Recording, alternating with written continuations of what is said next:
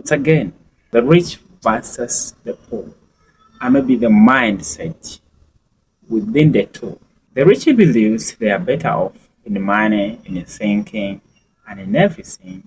And maybe that pride, most of the time, that pride tells them they cannot associate with the people from humble background. They can't discuss them with them and also talk. When you go on the national level, it have created a disaster of indiscipline and professionalism and sometimes mismanagement of public funds because they believe that for them they have high dimensions and they are entitled maybe from birth, from tribe, maybe all sort of that they can do everything without them being confronted. Because they have been raised well, attended the best schools, the best universities, and immediately got jobs. Those from humble background, they've attended UPE schools, the USC schools.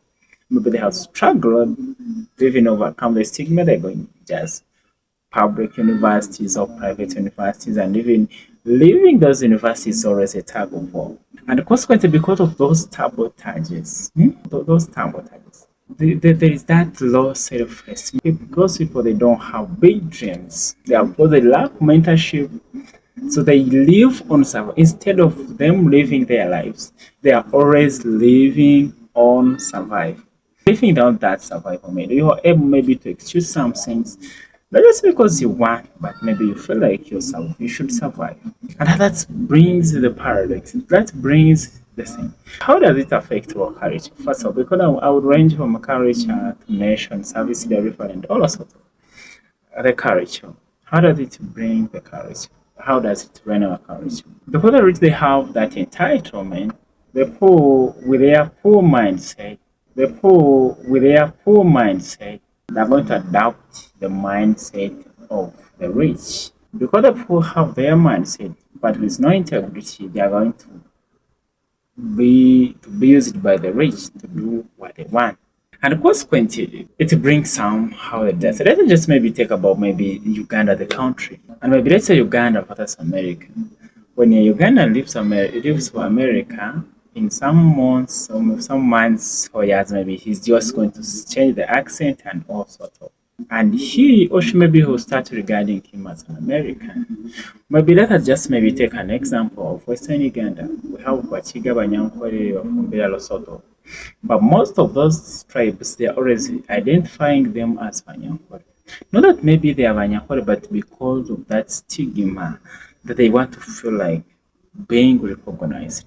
I thought that's the thing that brings about by the different income levels. And that's how it affects the culture. Because the more you show from identifying yourself with the culture, the more then the culture is learned. You're not going to uphold the culture, spiritual beliefs, norms, and behaviors of the culture possessed by the certain because you are already shying away from that culture. How does it affect us as a nation in service delivery? Because I said, because let us maybe you must review maybe the last maybe to understand this now. For the rich, because they feel they are too entitled, they just handle the things the way they are. And I say maybe you have seen those things. You have witnessed those things. Just come in the office, someone doesn't care about you, but he's in the office and he's not doing what he's supposed to do. For the poor, I said they're going to be just enabled. They're just going to be used. Do this, do this, do this, do this, do this.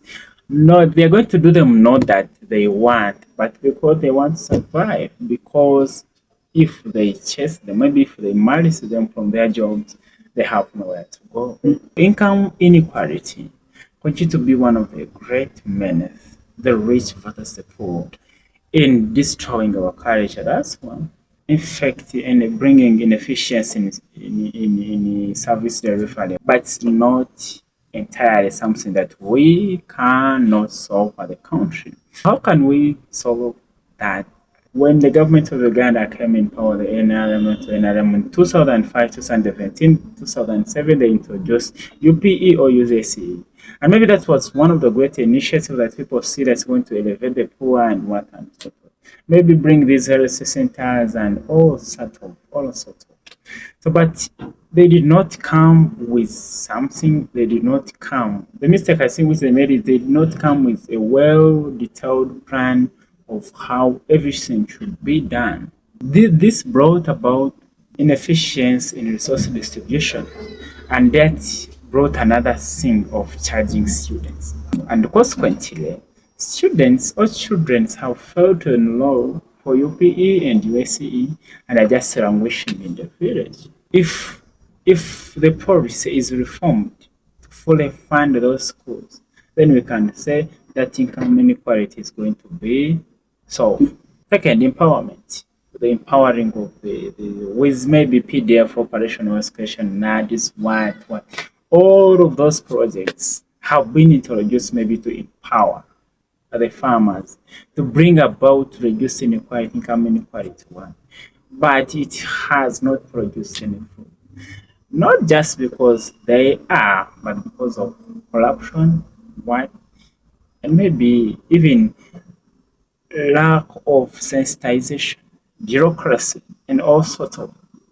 But because they're just giving people money, people are just drinking money, they're not investing it, and they feel like maybe it's going to yield fruits. But once it is brought in a very sensitized way and maybe given to the right people, then maybe that income inequality can be cut. The key essentials of the economy are always health, education, and security. For Uganda, we have security now. What I think, and maybe all we can do to bring about income inequality is making sure that our children's our children are attending schools. That's one. In our health care is a top notch. But we seem to be far away from the reality. And income inequality will have to continue to be such a menace unless there is reforms, unless people are sensitized. But we seem to be destroying people every day. We seem people to be destroyed. People already destroyed. Their minds are distorted. You find like alcohol is just raining many idiots, and the country seems to be like it's running in disarray. And I don't know, the country is just raining in tatters. Probably maybe that's what we can do. Maybe that's what we can do. Maybe that's the best maybe we can do. But income inequality is such a man, but something that is